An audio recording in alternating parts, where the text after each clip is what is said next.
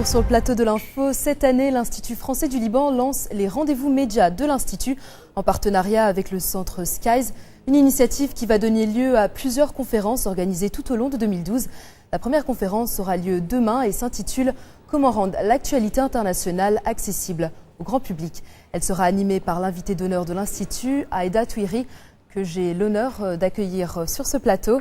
Aïda, vous êtes rédactrice en chef et présentatrice du journal télévisé de M6, mais également de 66 minutes. Et je reçois également Nora Aouada-Nofal, chargée de mission journalisme à l'Institut français du Liban. Nora, j'aimerais commencer par vous.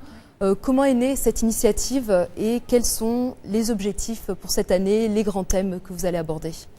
Alors, les rendez-vous médias de l'Institut français du Liban, en partenariat avec le centre Skies, comme vous l'avez dit, ça va être un ensemble de réunions, de conférences, de rendez-vous tout au long de l'année 2012, avec des professionnels de l'information, mais aussi des associations, des responsables politiques, des écoles de journalisme avec leurs élèves. Donc, on essaie vraiment de faire un événement qui puisse regrouper le plus de participants possible pour réfléchir ensemble autour de problématiques qui touchent le monde du journalisme et le milieu médiatique en général.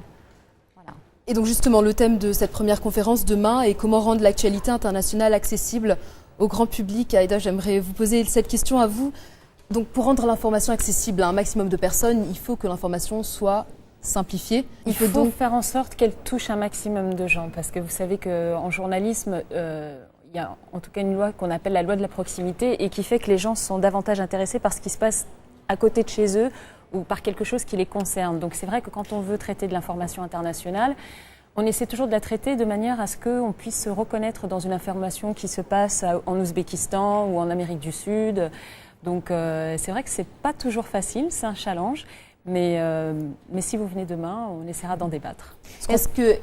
Ce qu'on trouvait intéressant et pourquoi on a invité Aïda d'M6, c'est justement parce que c'est une chaîne grand public qui s'adresse à des jeunes, à des familles, à des femmes et que ce n'est pas un public a priori spécialisé ou particulièrement intéressé par l'actualité internationale. Souvent c'est loin, c'est complexe, donc on trouvait ça intéressant de savoir comment il l'a décrypté, quel effet ça avait sur l'audience de choisir de tels sujets, comment on les choisissait. Ça nous semblait vraiment approprié d'avoir quelqu'un d'M6 et quelqu'un avec le travail et l'expérience d'Aïda pour en parler. Et justement, est-ce que vous pensez que le rôle des réseaux sociaux permet peut-être de toucher un plus grand nombre de personnes, justement, à travers cette proximité ? Est-ce que les gens se sentent plus concernés ? C'est vrai que les révolutions et le printemps arabe ont amené une nouvelle forme de journalisme, puisque les médias traditionnels avaient beaucoup de mal à s'informer réellement, puisque très peu étaient sur place. Donc l'une des seules manières de s'informer, c'était effectivement de lire les tweets des uns et des autres, avec quand même le risque de se dire mais qui est derrière ce tweet, que se passe-t-il vraiment, recouper les informations, etc. Mais c'est vrai qu'il y a eu comme l'émergence d'un nouveau phénomène, ou en tout cas une nouvelle manière de s'informer, oui. Est-ce que vous pensez que la qualité de l'information a été affectée par les réseaux sociaux ? Je ne pense pas que ce soit plutôt en termes de qualité, je pense que c'est en termes de sources d'information qu'il faut prendre plus le réseau social. Je vois en Tunisie ou même en Libye, il y avait beaucoup via Facebook, notamment je me souviens très bien d'une photo qui m'avait marquée en Tunisie où il y avait, les gens avaient carrément écrit après la révolution « Merci Facebook ». C'était un petit peu la révolution numérique et c'est vrai que ça a été un appel d'air énorme, mais je pense qu'en tant que média, il faut quand même prendre des pincettes et quand même faire attention à une information qui doit être vérifiée comme pour tous les autres moyens traditionnels. Nora, vous étiez basée en France, aujourd'hui vous êtes installée à Beyrouth. Est-ce que vous remarquez une différence dans la manière dans laquelle l'information est traitée, la réception du public aussi, la perception ? Je pense que le public libanais, comme tous les publics, est très intéressé par les questions internationales, surtout qu'ici, il y a des enjeux dans la région, donc forcément les gens ils sont sensibles. Après, dans le traitement médiatique, il y a peut-être moins de reportages de fond ou d'enquêtes d'effectuer. Il y en a beaucoup à faire et il y en a qui le font, mais peut-être que c'est en effet un secteur qui serait plus à développer. Une émission comme 66 minutes, qui est extrêmement regardée et appréciée en France, n'a pas encore sa place dans le panorama libanais, mais voilà, c'est à créer, c'est à faire et c'est sûr que c'est des choses qu'on encourage et qu'on espère encourager aussi au travers de ces conférences et de ces rencontres. Vous êtes toutes les deux journalistes. Qu'est-ce qui fait un bon journaliste ? Je dirais la curiosité et ne jamais oublier que la personne que vous avez en face, ça reste un être humain. C'est une personne humaine avec des sentiments, des affects et une histoire. La persévérance aussi, mais c'est vrai, comme le dit Aïda, et M6 est aussi doué pour faire ce travail, c'est que c'est avant tout des histoires à raconter, à rendre audibles, à rendre compréhensibles à tous. Mais voilà, c'est avant tout des parcours sensibles qu'il faut essayer d'expliquer et de montrer. J'aimerais revenir sur l'information principale de ce journal. Un caméraman libanais a été tué il y a quelques heures à la frontière avec la Syrie, à Wadi Khaled. Évidemment, il ne faut pas oublier que c'est un métier à risque, mais jusqu'où faut-il aller dans le traitement de l'information? Jusqu'où faut-il aller pour justement aller chercher cette information? Mais écoutez, c'est vrai que malheureusement, l'information que vous venez de nous donner rappelle à chacun d'entre nous qu'effectivement, être journaliste, c'est un métier dangereux. Il y a aujourd'hui différentes manières de faire ce métier-là.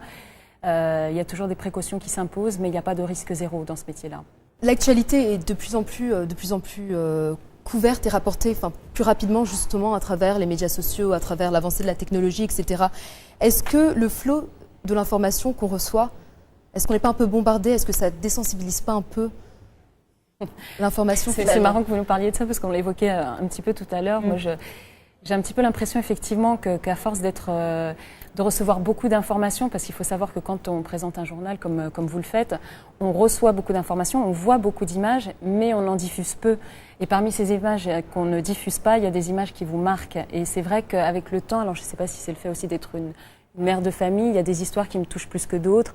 Et c'est vrai, je ne peux pas dire que je suis quelqu'un de totalement objectif et qui reste... J'essaie d'être neutre, mais ce n'est pas toujours facile. Mais vous disiez, est-ce que trop d'infos tue l'info? En gros, je pense que c'est notre travail aussi de journaliste à pouvoir hiérarchiser cette information. Et comme vous le faites toutes les deux au quotidien, vous recevez beaucoup d'informations et c'est à nous aussi, à vous, de choisir ce qu'on choisit de mettre en premier, en deuxième, en troisième titre d'un journal et à rendre ça crédible et audible aux téléspectateurs qui peut être en effet noyé. C'est notre rôle, pas seulement de faire passer un message, mais aussi de pouvoir l'hiérarchiser, d'y donner de l'importance ou pas et le rendre compréhensible.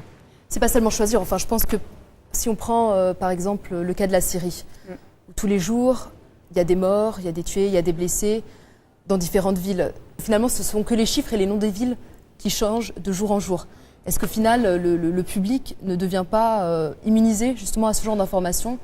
Parce que c'est un peu la même information qui se répète avec différents chiffres. D'où l'importance de faire du magazine, de faire du reportage de terrain, de faire du documentaire, de pouvoir faire des reportages qui permettent de passer la même information, mais de la rendre plus touchante parce qu'elle va être racontée par des personnes, par des gens qui ont leur histoire, leur sensibilité et qui vont pouvoir humaniser en fait ces conflits qui, comme vous dites, sont souvent des chiffres ou des noms, peuvent paraître lointains. Ça va être aussi une question qu'on va traiter demain, à savoir comment est-ce qu'on rend cette actualité-là compréhensible et accessible au grand public.